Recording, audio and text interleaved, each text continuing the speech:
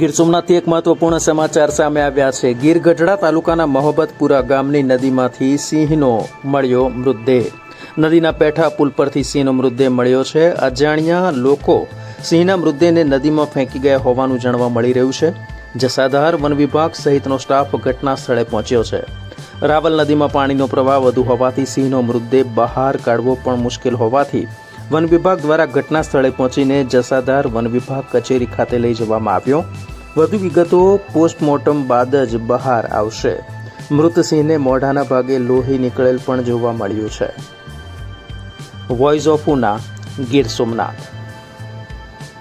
મિત્રો, ગીર સોમનાથ જિલ્લાના તેમજ દીવના સમાચાર માટે આપ જોતા રહો voice of Una YouTube channel.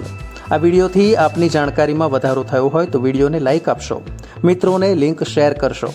જો આપ પ્રથમવાર અમારી ચેનલ જોતા હોવ અથવા હજુ સુધી અમારી ચેનલને આપે સબસ્ક્રાઇબ ન કરી હોવ તો તુરંત સબસ્ક્રાઇબ કરી દેવા વિનંતી કે જેથી જિલ્લાના સમાચારથી આપ વંચિત ન રહી જાઓ। ધન્યવાદ।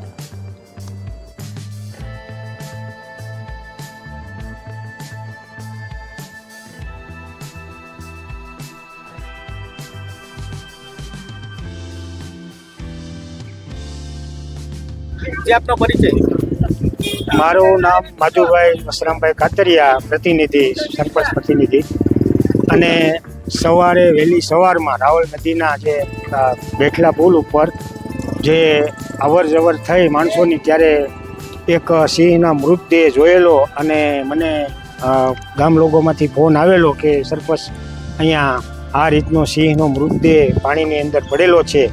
અને એની મેં તપાસ કરતા મેં જોયું કે ભાઈ આ મૃતદેહ પડેલો છે અને મેં ત્યાં આગળ જંગલ ખાતાને જાણ કરી અને જંગલ ખાતાની ટીમ બધી આવી અને એ લોકોએ જોયું અને એ લોકોએ તપાસ એની રીતે જે કાંઈ ચાલુ કરી છે। અને હવે જંગલ ખાતાને જે કાંઈ જાણ મળે એની બદલ ખૂબ ખૂબ હા, મૃતદેહને હમણાં જ થોડા 5 મિનિટ પહેલાં જ મૃતદેહને એ લોકો અહીંથી એના જે કાંઈ થાણા ઉપર લઈ ગયા છે અને હવે એનું જે કાંઈ આવશે એ પ્રમાણે રિપોર્ટ આવે એની પર આધાર રહેશે, બરોબર।